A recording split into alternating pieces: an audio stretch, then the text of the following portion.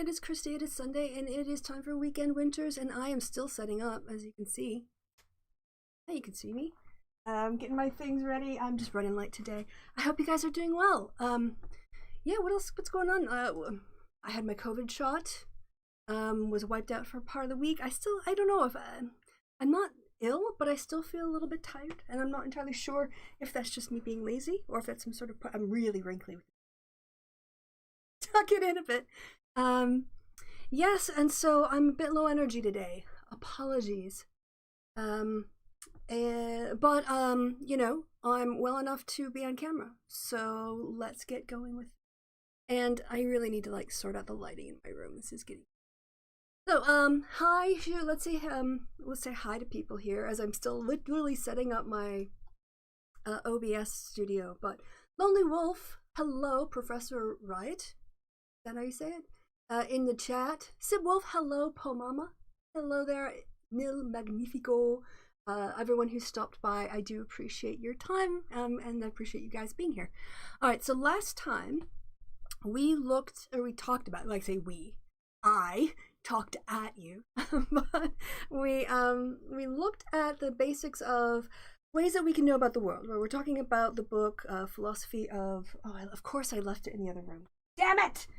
Guys, I'm gonna need to read from that book, so I'll just put on some music. I'll put the music back on, and y'all can just listen to that while I go fetch the basics. God. All right.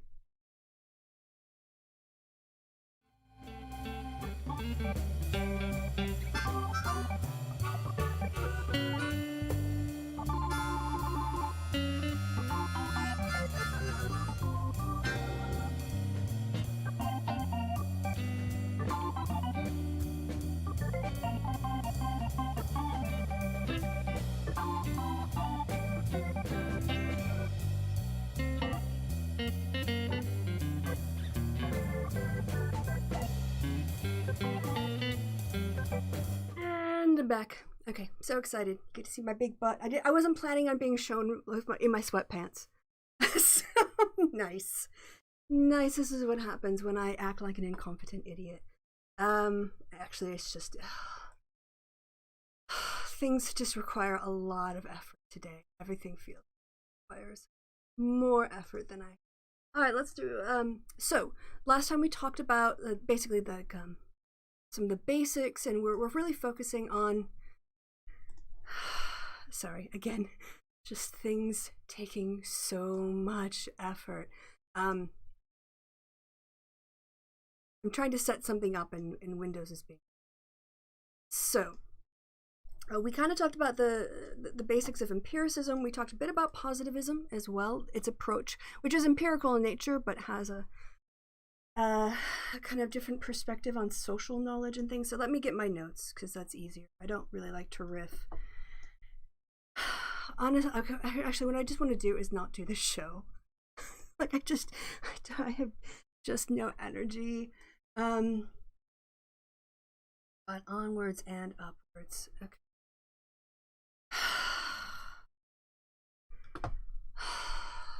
So, I just want to sleep. Just want to sleep.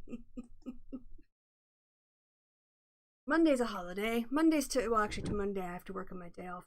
I was sick and I'm running behind on a deadline, and deadlines don't stop because you. All right, now here's my thing. If the notes that I spent the last hour and a half are not properly uploaded, I'm just gonna shut down the stream. Like, I'm not even gonna deal with. All right, so let's see if this actually works. And I guess I can show you the other window now that it's sort of set up. There we go. Come on, let's go.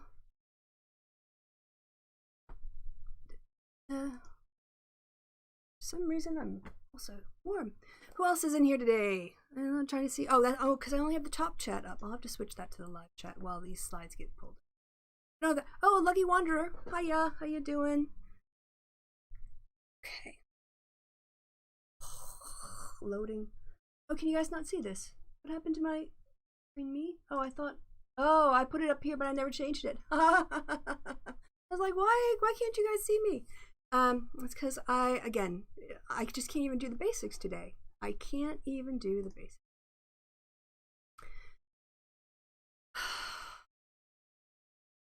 Okay, so was it? I think slide 12. That's spelled wrong. No, God, I want to die. No, undo. Sorry, guys, you just see me having a breakdown here. I just like everything that goes wrong feels like it's 10 times more effort to fix. Experience. Oh. I think I'm just gonna go back to bed. I might have to cancel D&D for tonight because I won't be able to run a game like this. I just can't. All right, so this is where we left off. The entire section that I wrote on empiricism was gone. God, I should go to bed. I have to seriously think about whether or not I can run a game tonight with this kind of, like, if I can't even, like, upload a PowerPoint, how am I gonna calculate, like, damage? Control-Alt-Z to undo, that's great, except my keyboard's, like, way over there. Alright, so, and expect lots of misspellings, because I did this initially on the German language spelling, so it never catches anything. So we talked last time about generally how knowledge is generated from experience, and at least from the perspective of empiricists, right?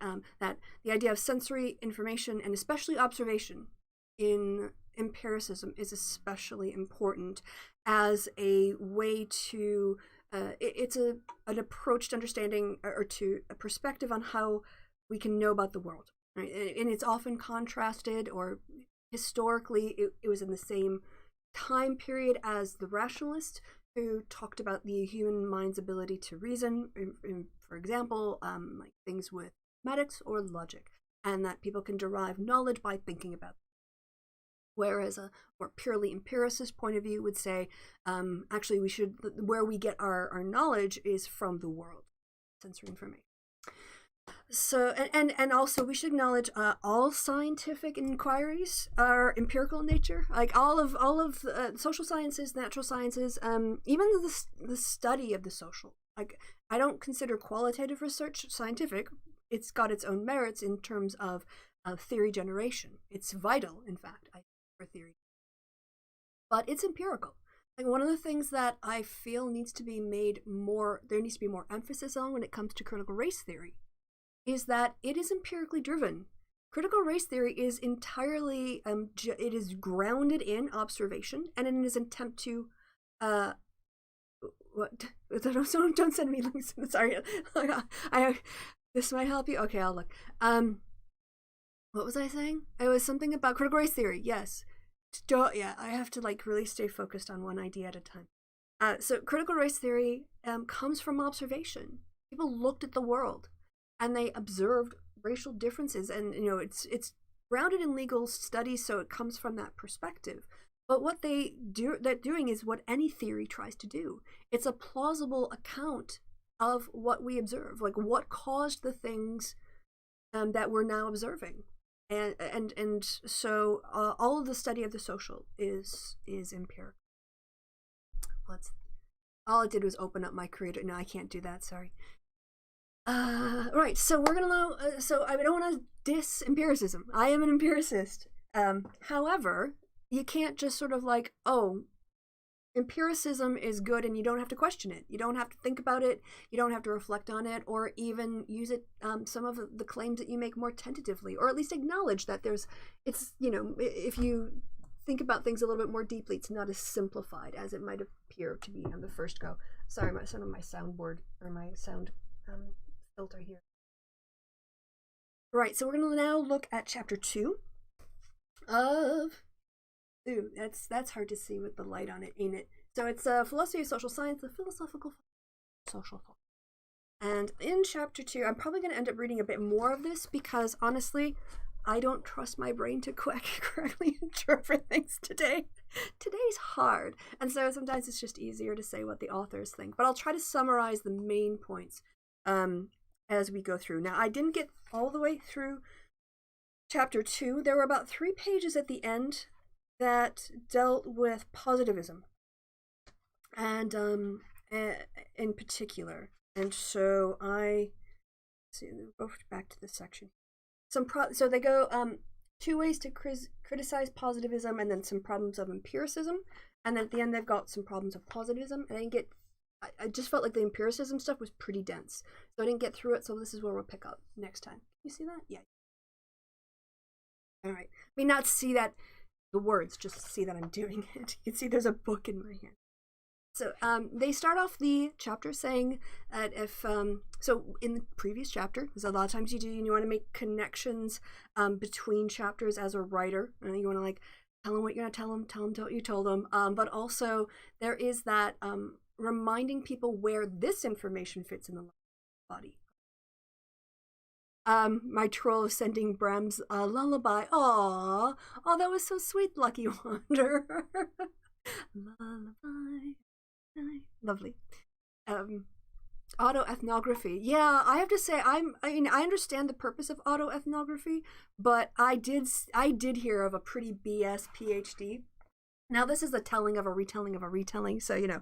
But someone allegedly tried to do an autoethnographic perspective on how they experienced things in the world, which is like, yeah, but doesn't seem to me sufficient. Like, here's what I like.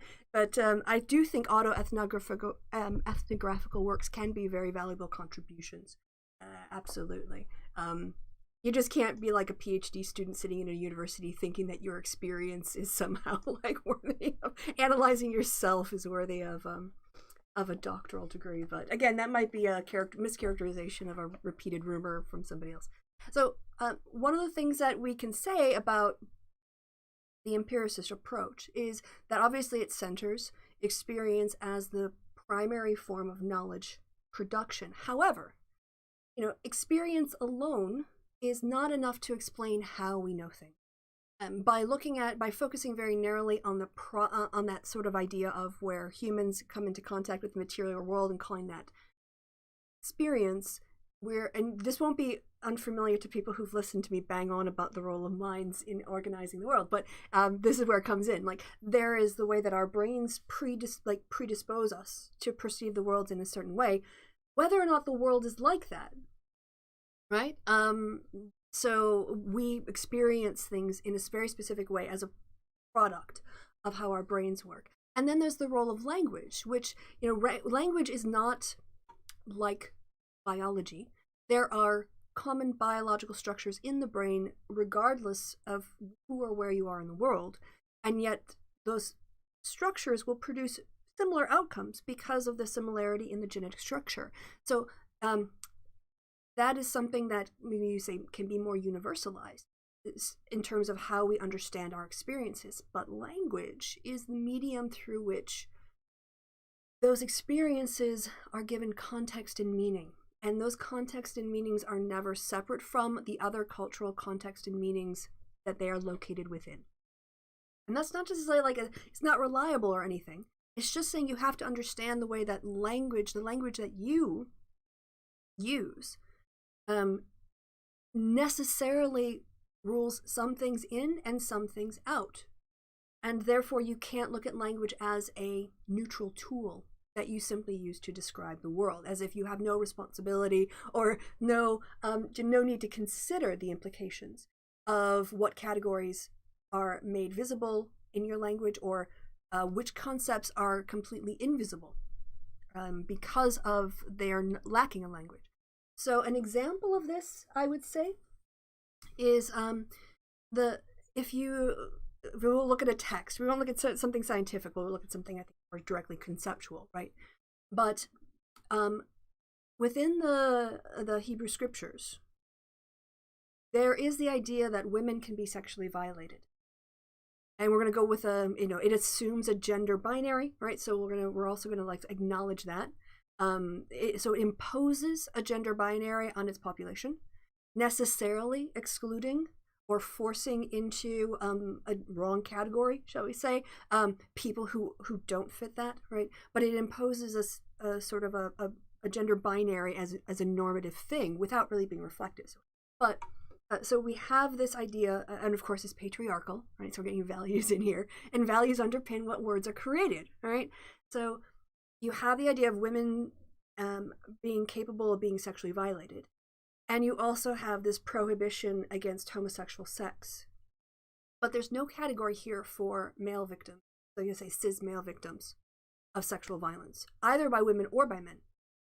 That category of victim just doesn't have a conceptual word. There's no even addressing, like, how do you, when it says, man should not lie with man as he lies with woman. Well, what if one person is being victimized? There's no category for that person's position as a victim within the language there, the framework, right? They're defined out of who a rape victim is because of their sex, and so as a consequence, there's that abuse is not acknowledged, and in some ways that empowers it to keep going. So this is just an example of how, like, the culture you're located in and its normative assumptions and frameworks will either give you language that you can use to describe the world, or it actually omits categories that make things sort of like invisible almost. All right. So there's also, so that's just about how experience alone isn't enough to explain how we develop knowledge, because there are other things that go into it. There's also the unreflective way that we order things as a consequence of having to put them into language. English, for example, has a very specific structure of how to organize things with nouns and verbs, and just the act of thinking, okay, well, where do I start with this, and what things do I include or exclude in my explanation, depending on, like, how do I make those judgments, and then where do I get to my conclusion? And that act of putting something into language gives it a conceptual ordering. Does it always exist like that in the world? Well, we have to say, but we're basically, like, there are a lot of unconscious or unreflective things, and things that aren't necessarily manifest when you think about observation. So Kant, there's a little bit of discussion of Kant, very small, a couple paragraphs about how the basic ordering concepts are innate and universal in humans. And if that's the case, if you agree with Kant that we're sort of innately built, or, like, not built, that implies like a telos, but if the ways that our brains have been organized innately order concepts, then again we're perceiving things in an order that's based more on the reflection of our brains than maybe, like, like we're kind of creating sort of like the illusion of causality. It's very, like, causality itself, we look at cause and effects, but Hume points this out, that actually observing causality is very difficult. So just, like, having some humility, I guess, about empiricism is good and healthy, because if you get really dogmatic about your perspective, then you're not going to have the ability to see where it could be strengthened by other disciplines or other approaches, or augmented, or even just say, well, it kind of measures it. We can't be perfect, but this does a pretty good job, even if it's got some limitation, right? Is that everything? Yeah, that was everything on that slide. Oh, you guys can't really see that. That's not big at all, is it? This is a problem. All right, let me, I'm going to small you guys up here. I do try to make these fonts bigger, but even within the structure of this thing here. Now, of course, I didn't download it, so can I make the slides go away? How do I make this go away? No! What is this crap? I usually use what's the word I'm looking for? Just a straight up PowerPoint. I don't use it in the Google Drive. Yeah, and when I try to up it, it just just want to at this point. All right, I think that's about as big as I can get it. All right, we're just gonna power through this. And then I'm gonna go. And I have to really think about my mental ability to run a game tonight, because it is not looking good. Just this little test run makes me think not looking good. Oh, this is really annoying me. Because I don't see how to do I don't even see how to do like the full view. Like it doesn't even give me the option for going into wording is hard. Going into full screen mode. Oh, this is so crap. Google, you're just crap. You're so crap. Let me see if I can download this instead. Download. Kristi is tired. And the thing is, I shouldn't be. Like, I recovered circa, I don't know, Thursday evening. So I shouldn't be this tired.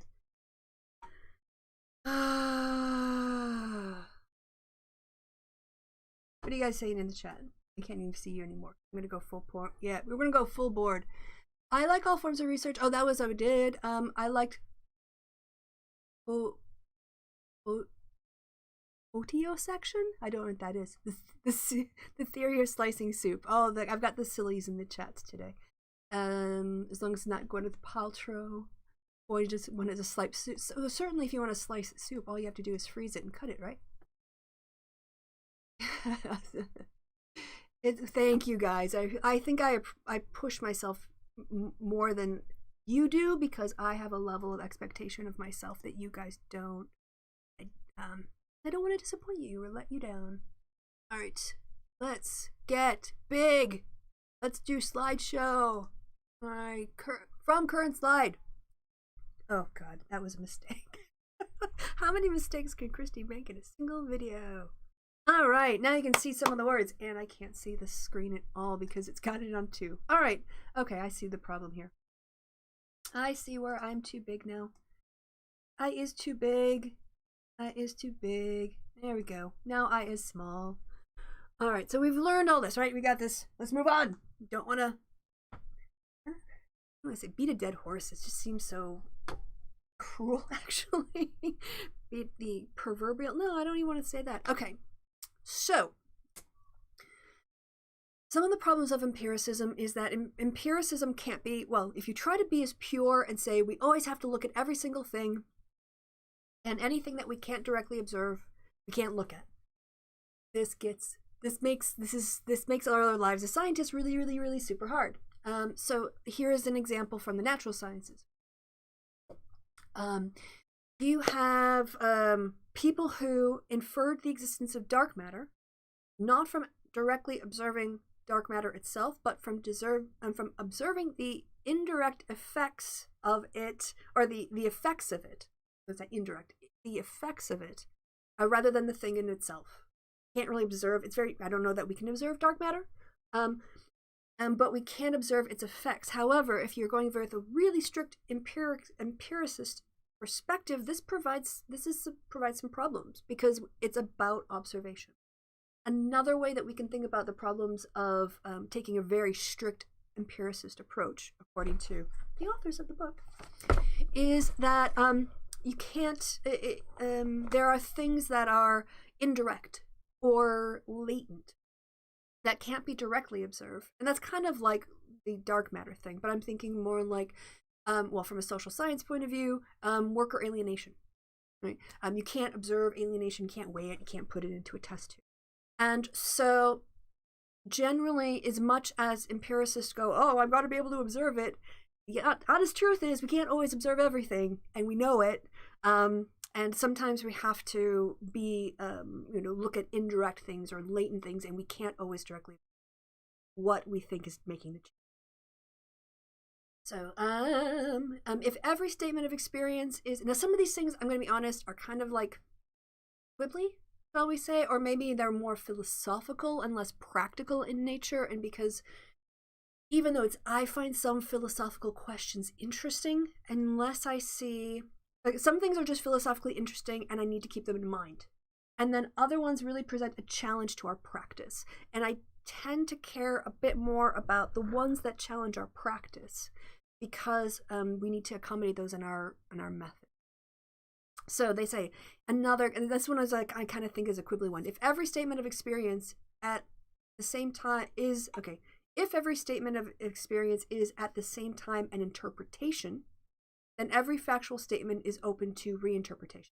Which is like, yes, I guess you could see that as a problem, but here, let me just go to the page where they write it. So maybe, like, I'm not steel manning it as much as they would have liked.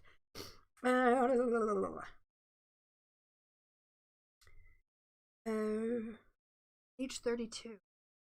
Where did you find this, Kristi? Said which paragraph it was as well, because there's, if every statement of experience, okay, but there's a further difficulty with testability, which relates more closely to what was said above about the relationship between experience and interpretation. If every statement of experience is at the same time an interpretation, then in principle, every factual statement is open to reinterpretation. As we saw with the whether or not to accept a piece of evidence as confirming or refuting our existing beliefs will always involve making judgments. In part, these judgments will concern how to interpret one's existing beliefs or hypotheses and the new piece of evidence. Ambiguous figures are most commonly used illustration of this.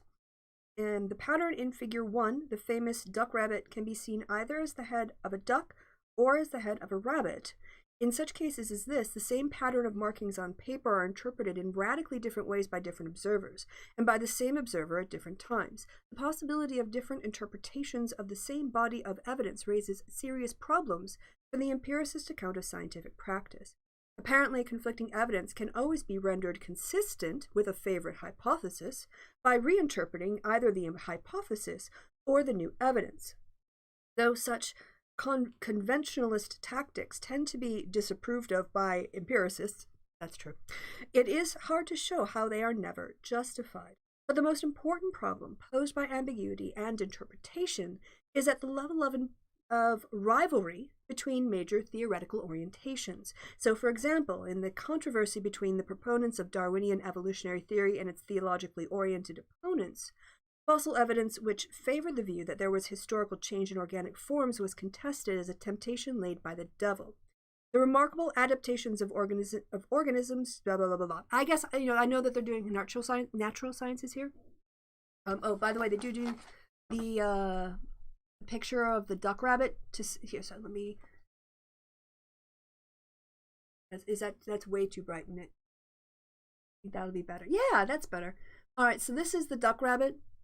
And it's making the case again that what you see, what you interpret isn't a given. It's not an external objective thing.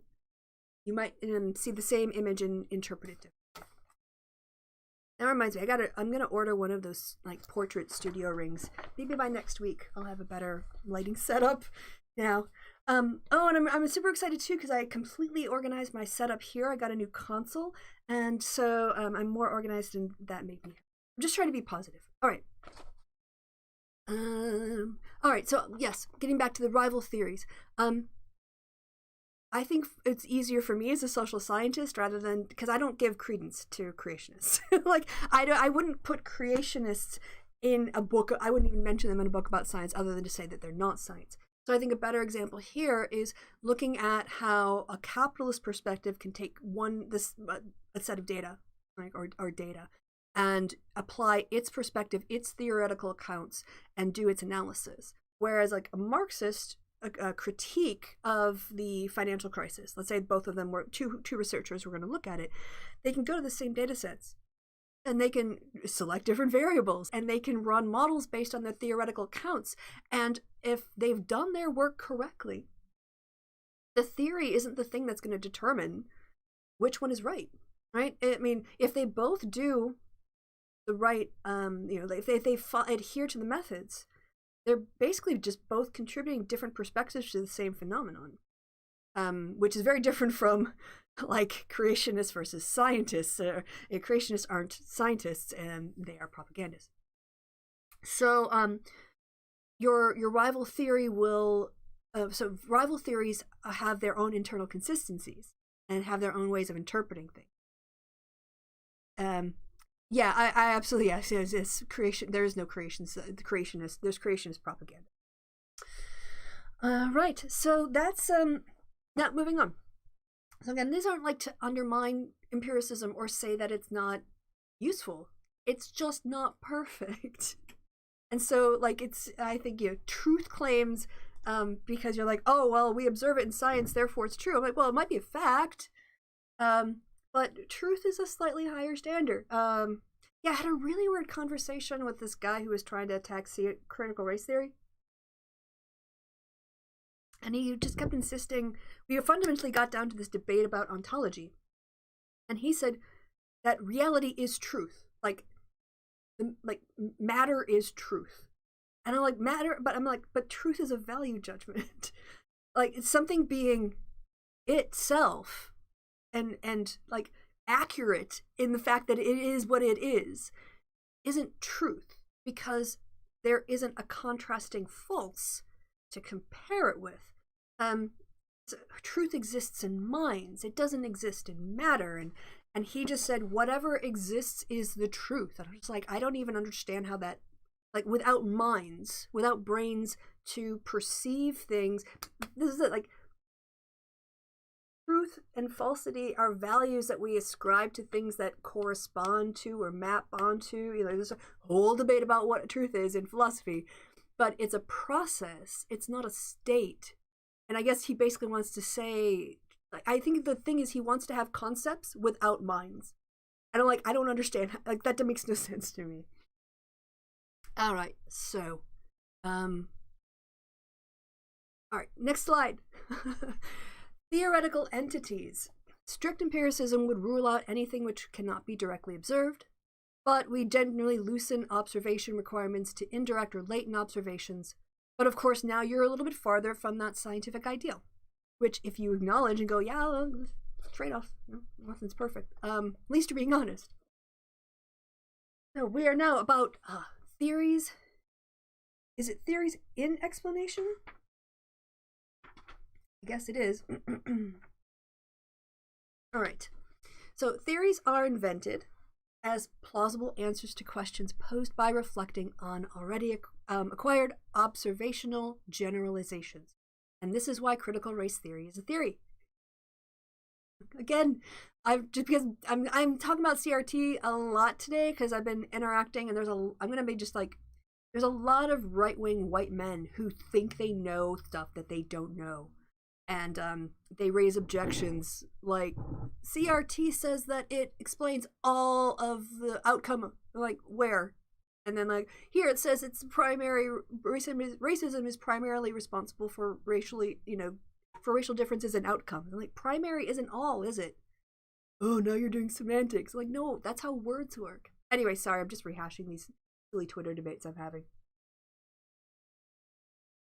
But yes, theories are inventions. There are creative inventions, or sometimes they have to be grounded in observation, right? But we see something, we're like, okay, why does this happen? How does this happen? What is the process going on here? And we're like, well, maybe this is it. And then we try to explain why we think there's a causal relationship between the two things, like racial, societal racism and racist outcomes, and what is the mechanism there? Well, it's white supremacy in structures, or in culture, in the case of C. So theories' characteristics are plausible, relevant, a conclusion in search of a premise. What was this theory's character? I have to look this up. I didn't put it. Oh, I think I just quoted this one person. It's about how theories attempt to explain the world, and I really should have put the page number on here. But this was a quote that from N.R. Hansen, that theories, the characteristics of theories is that they are plausible, they are relevant, but they are a conclusion in search of a premise. You're basically saying, I think this is the explanation, and I want to test this out. Another thing that we do, perhaps unconsciously, because we're human, is we use metaphor and analogy when we discuss scientific processes. And so the idea of natural selection it's a metaphor for the weeding out process, right?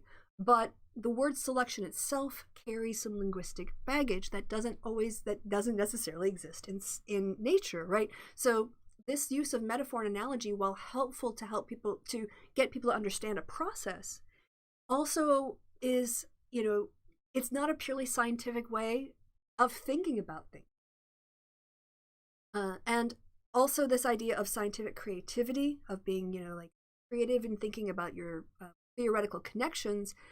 It's difficult, as the authors argue, to square with a strict version of empiricism. Metaphor is really outside of science, but the use of metaphor links science to culture.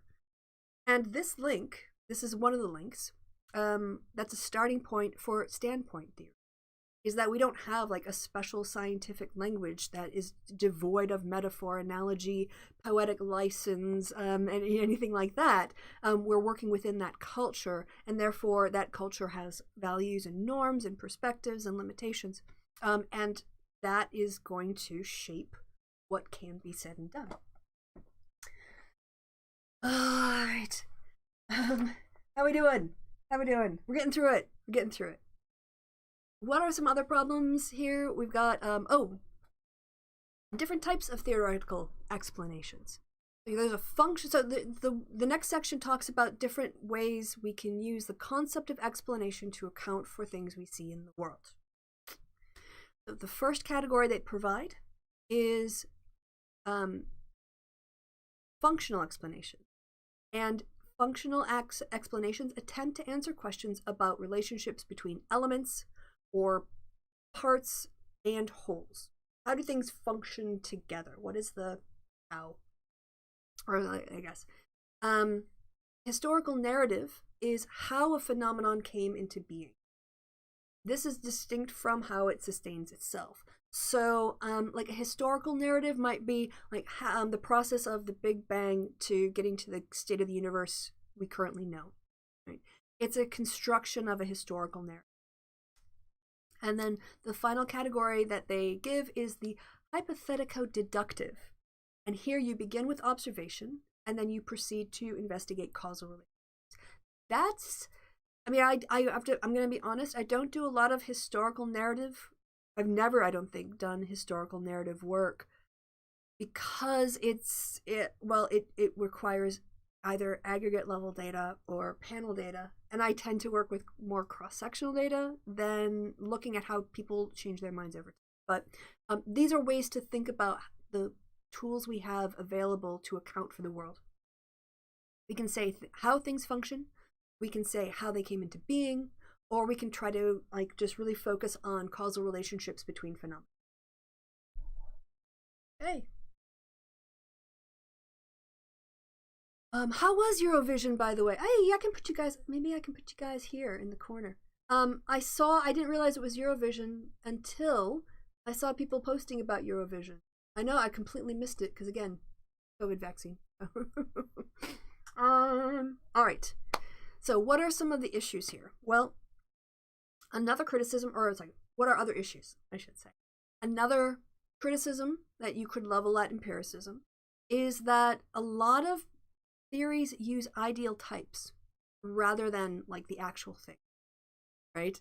If you're for an example of this might be rational choice theory. Right? In rational choice theory, the assumption is that an individual will always choose the thing that gets them the biggest benefit at the lowest cost. So it's the probability. Utility is, I think I remember the equation, and it's not really it's a representative equation, but utility is the probability of the benefits minus the costs. And, you can think about human beings as optimizing machines everywhere in their lives, but, not everything is about cost-benefit analysis. Sometimes you do things that cost more than your utility in terms of the analysis because you're getting some other benefit, right? Like charity work or just giving to charity, right? And when it comes to that U term in the rational choice theory, it's never expressive value. It's always a physical cost-benefit analysis. And so some rational choice theorists have tried to get around this by adding what they call as the D term. And the D term is all the stuff we can't explain by rationality.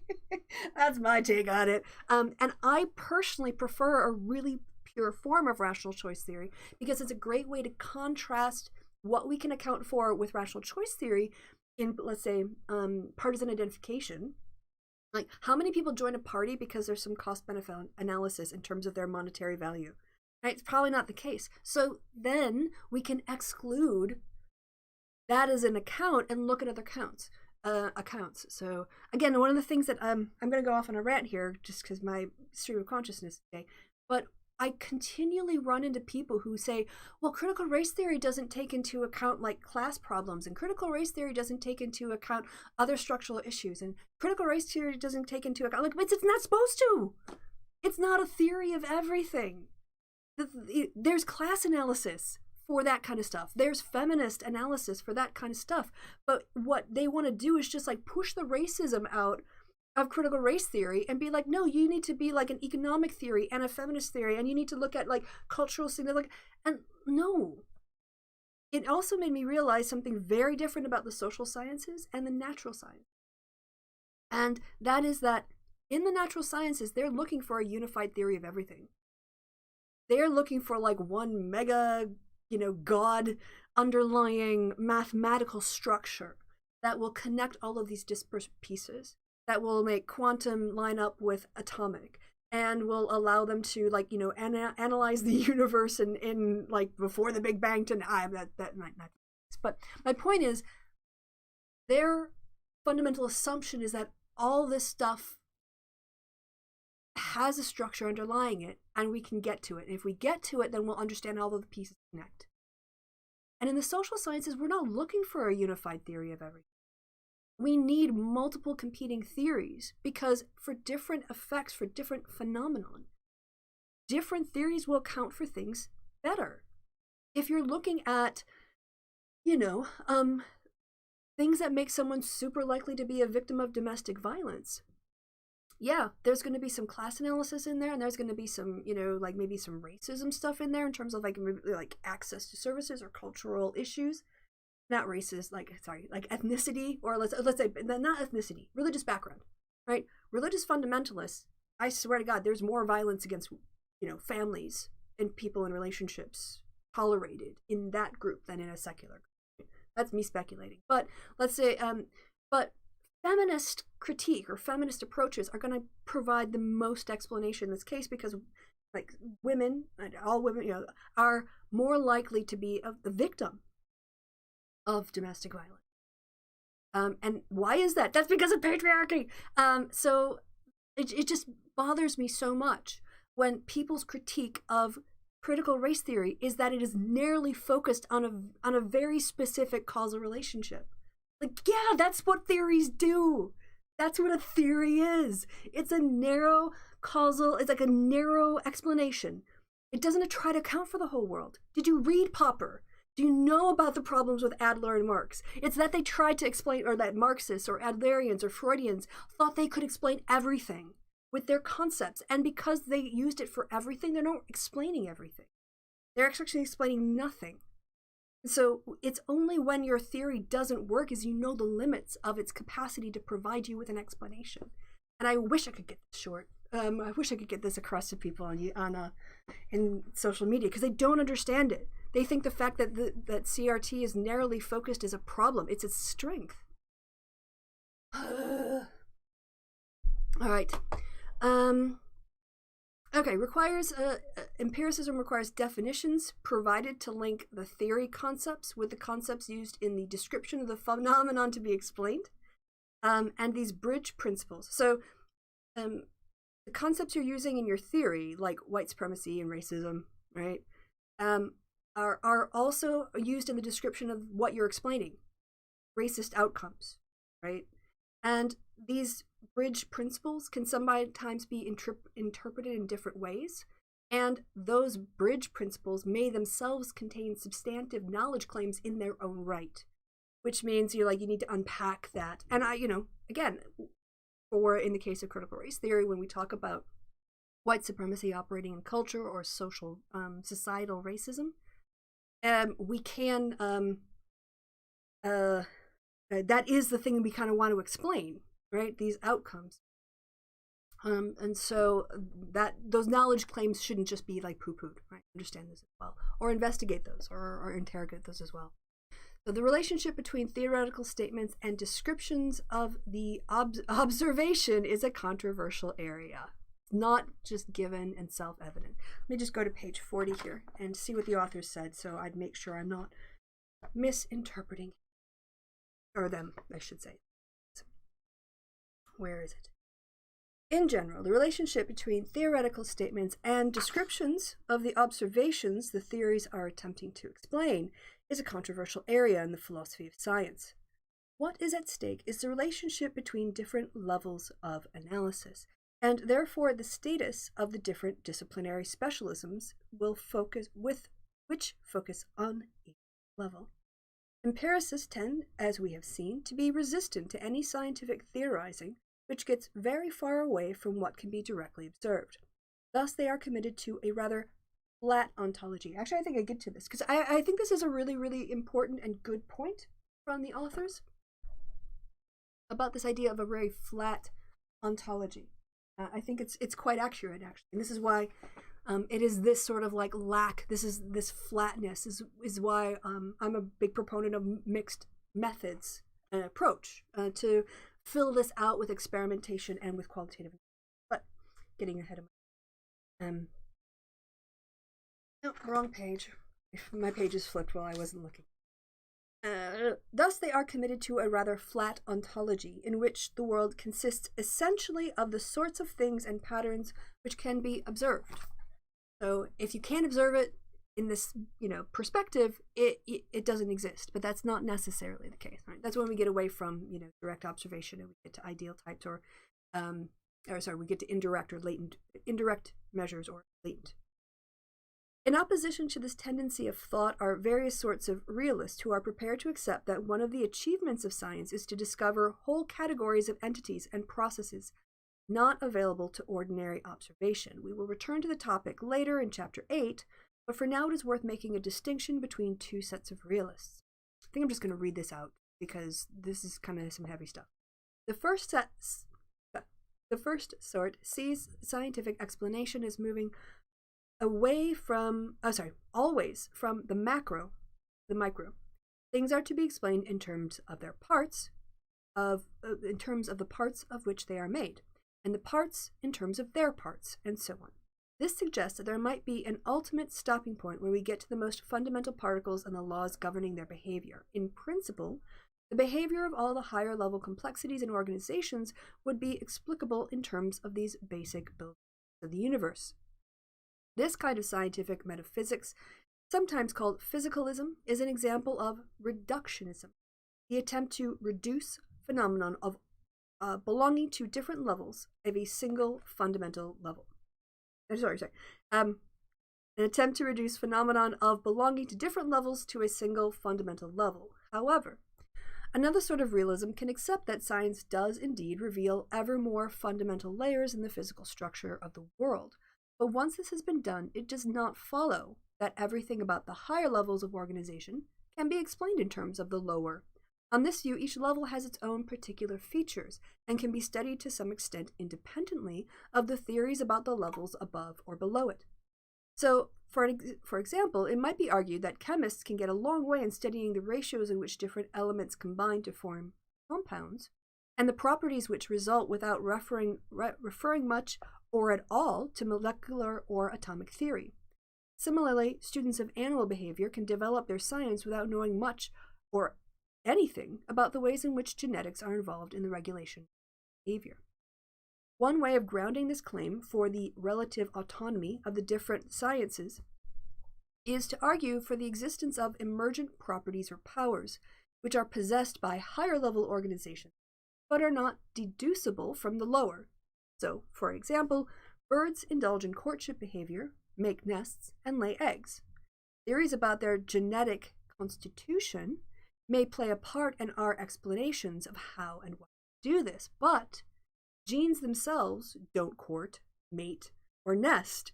No amount of the study of the genetic makeup of a bird would give you any idea what it was to build a nest or lay an egg unless you already knew.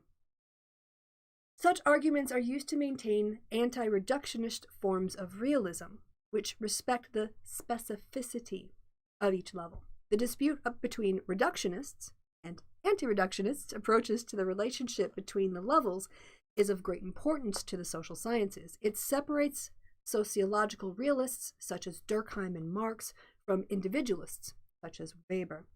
The recurrent attempts by ultra-Darwinists to find human social life in terms, to explain. Now, did I say find? Kristi, stop drinking. Just kidding. Ultra-Darwinists attempting to explain human social life in terms of the genetic constitution of individuals. In other words, like people who are scientific racists. Like, oh, look, there's like, this like 15-point gap in IQ scores. That means black people are in between whites and blacks. That means blacks are genetically inferior. Are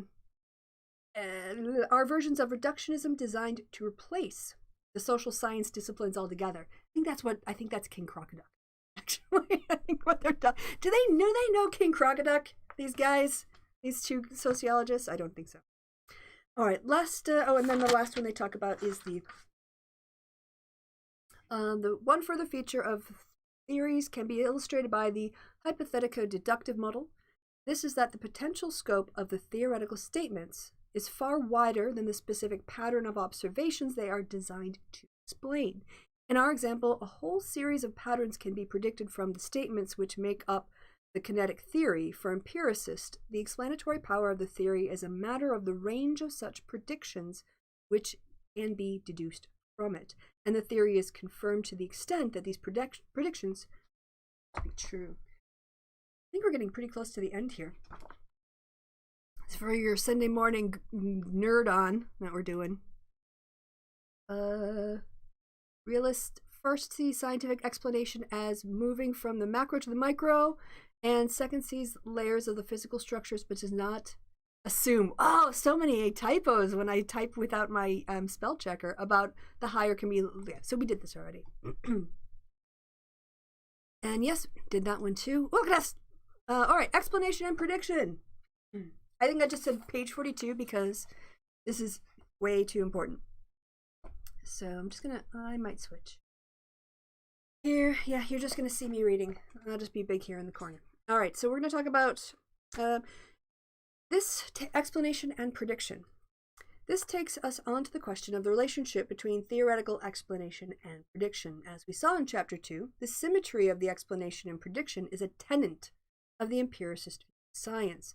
The hypothetico-deductive models of scientific theories display this relationship very clearly. However, what is much less clear is whether this model applies to all sorts of scientific explanations. As we saw, the phenomenon of simultaneous emergence in populations of dragonflies, the whole dragonfly example, could pose questions of a historical narrative kind about how and why it came about in the course of the evolution of the species concerned. A relevant theory, but not the only relevant one, in this case would be some version of Darwinian evolution.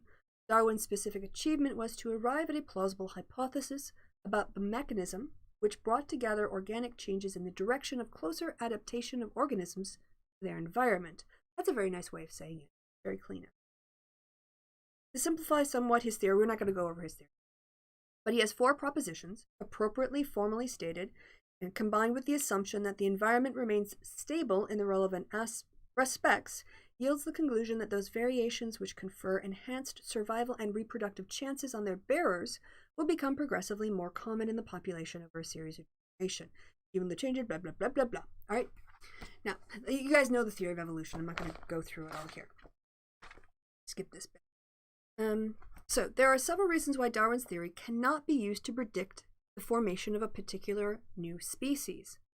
Right? So it works as explanation, but it doesn't work as prediction. One is that nature only selects from among the available variant forms which happen to exist in a population. The process of genetic mutation and recombination which gave rise to these variant forms are not explained in the theory, which simply works on the assumption that they are random with respect to any adaptive function, which I lost my line. They may contingently turn out to have.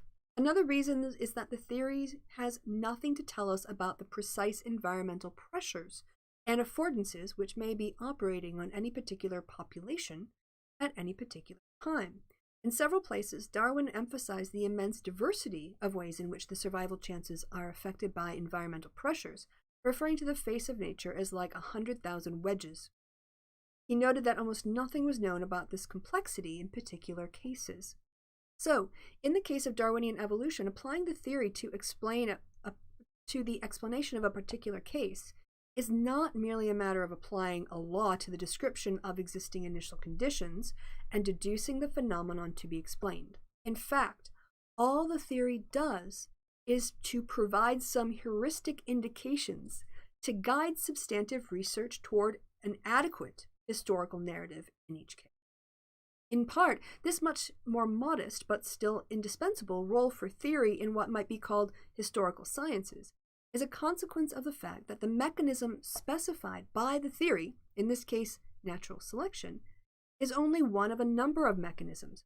For example, mutation, recombination, predation, climate, food supply, parasitism, disease, reproductive isolation, molecular drift, genetic drift. They left out sexual selection, but that should be in there too. Each of which may partially constitute, interact with, determine, or modify the effects of natural selection. These other mechanisms may be topics for other related sciences requiring complex forms of interdisciplinary collaboration in relation to empirical study for the production of plausible explanation narratives. In science where explanation and prediction are closely related, this is usually because particular mechanisms are naturally isolated from such interaction. For example, gravitational fields, or because they can be artificially isolated by experimental practices. This is usually impossible in the case of historical natural sciences and most social sciences, which is one of the main reasons why explanations in these disciplines is generally not matched by predictive power. We will return to the problems posed by this feature of social science explanation in Chapter 8. So, natural selection is great at explaining what we observe and terrible at predicting what we will see. And that's because, like the social sciences, that it's very complicated and hard. It's not like predicting how far a rock will go if it's the same weight and you just change one part of the variable. I think you guys get this. So the last thing we're going to talk about is, I'll go back to my screen now, values in science. All right, so just to sum up, I think this is the last part before, yes, this is the last part we're going to get to. Values in science. They posit there are two options for thinking about the nature of value judgments. And that it's bound up in science. The scientific method constantly is grounded in and based on value judgments. So one perspective is to treat as disguised factual statements, or they are described as mere subjective expressions of feeling. Subjectivist view is the most popular, that value judgments are a subjective expression of feeling. And from this perspective, they should be excluded from science. However, science involves conceptual, so many spelling mistakes, so many. However, science involves conceptual interpretation, right? Theory generation. And that's and theory generation, and that's a very creative process. There's also the roles of metaphors, and there's, the using ideas from the culture. So if you're gonna, use metaphor, you're gonna use a language, you're, gonna do theory generation, or you're gonna interpret your results, how can you avoid values? So empiricists, I do think is, it's fair to say, their goal is to say we want to understand the world the way it is and not how we want it to be. Although I think that's a deflection from the real critique of values going on here. Where's my last slide? I have a last slide, don't I? Come on. There we go. Right, so they talk about three sorts of criticism for the empiricist fact-value distinction. I feel like kind of a pushback on this whole, I'm value-free, I don't make judgments, my white European perspective is the baseline. It is objectivity. I don't need your stinking different looking at it from a different cultural perspective. Right. There are three sorts of criticisms of the empiricist fact-value distinction that dispute the subjectivity of value judgments. And in some cases, explanation implies moral values. I don't know why I put that note in there, I'm honest. I'm just going to say I don't know what that line's doing in there. So let's look at the three sorts of criticism. One, moral realism sees values as independently real. Maybe, it might be just, again, easier just to read some of this out because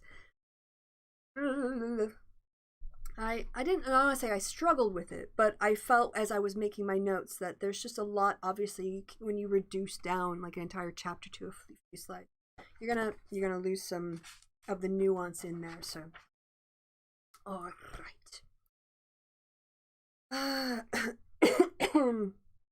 All right, we can distinguish between. I'll go big again, yeah, because otherwise I'm just little tiny me in the corner, and I don't know. Let me put the chat back up. Oh, I can't put the chat back up. All right. We can distinguish three different sorts of criticisms of the empiricist distinction between facts and values, one of which, however, still preserves what we have called this core intuition. One line of criticism is to dispute the subjectivity of value judgments, and to argue that, at least in some cases, explanation implies moral values. On this view, moral realism, values are themselves independently real, like entities and processes studied by science. A second line of criticism insists that cultural norms and values cannot be disentangled from scientific knowledge claims. Therefore, the empiricist image of science as above conflict about moral and political values is an ideology which gives science a spurious social authority. Instead of trying to make science value-free, or pretending that it already is, we should demand that scientists make their value commitments explicit so that rival values and related knowledge claims can be openly debated in the context of more democratic institutions for decision-making about technical matters.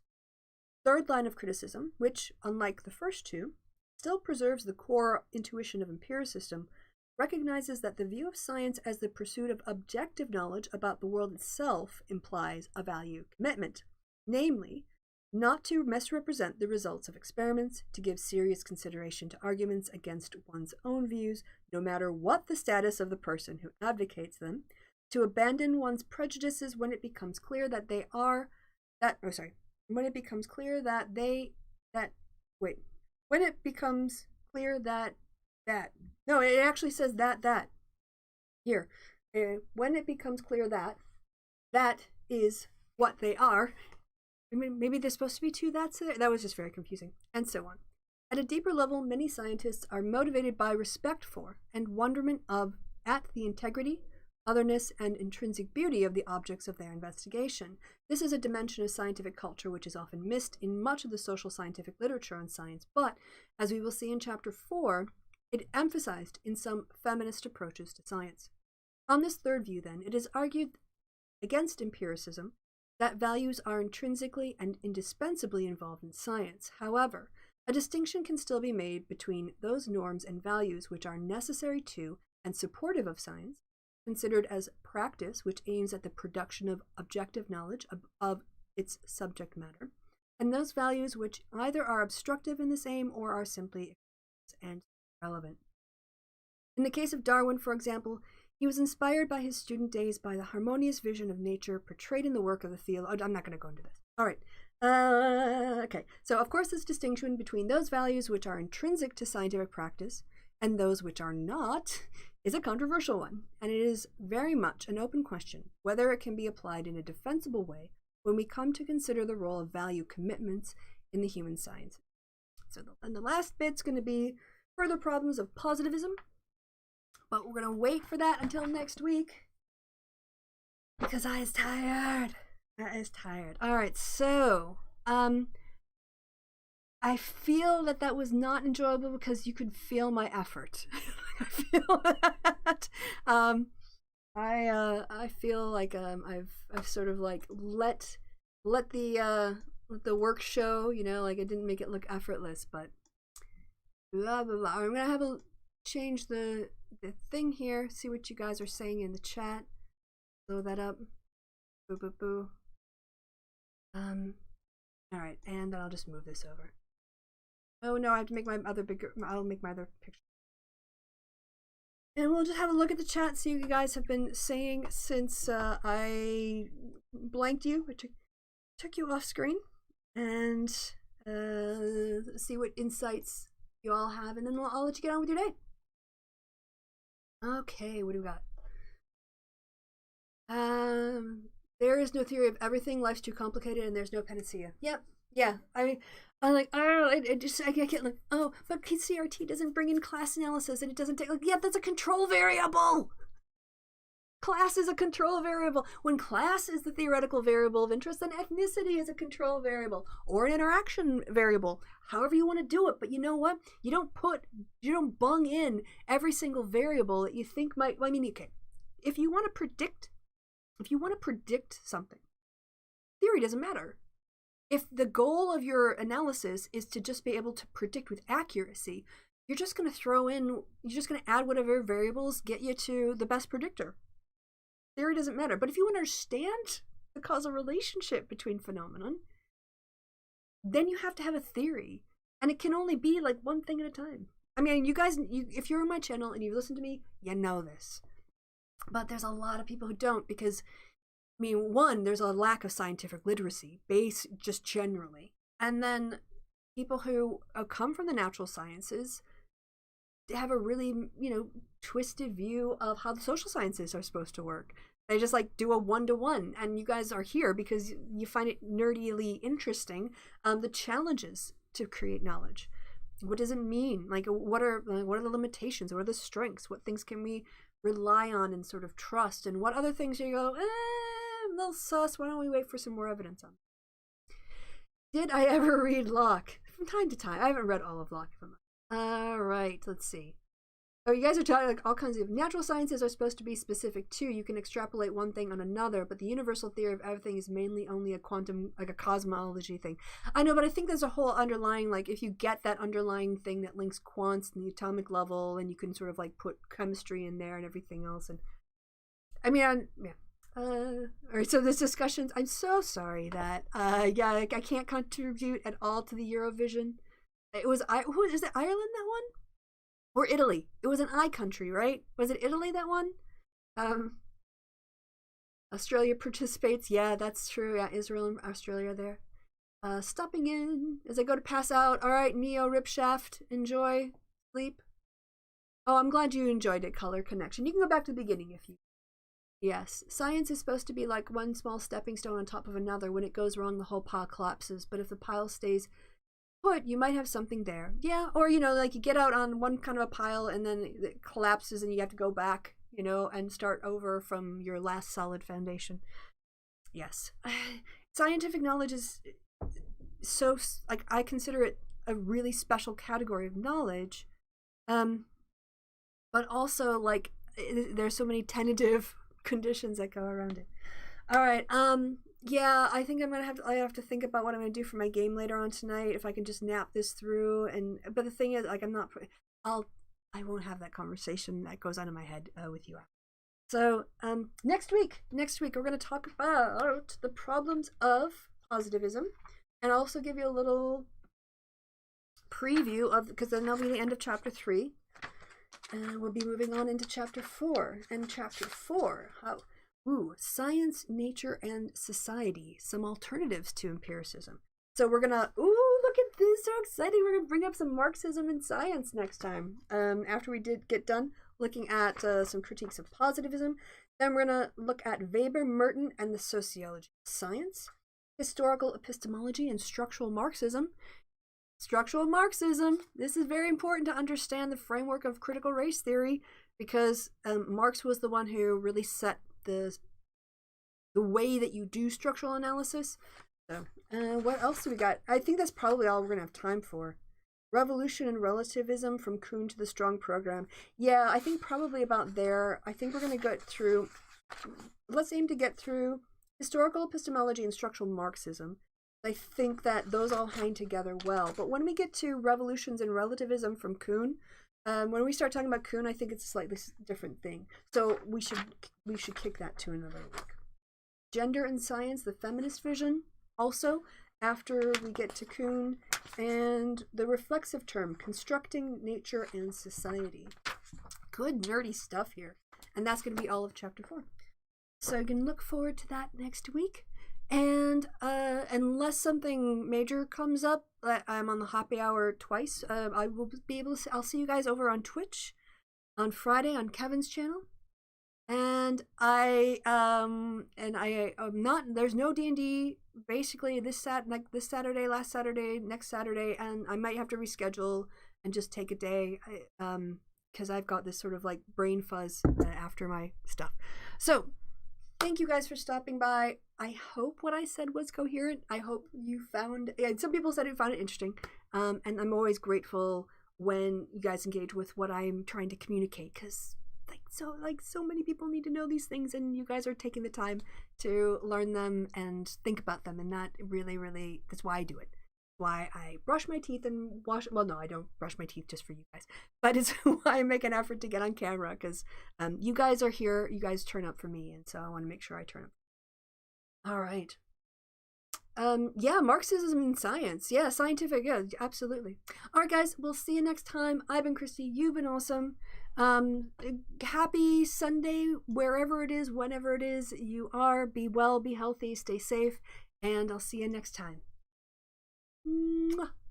Bye.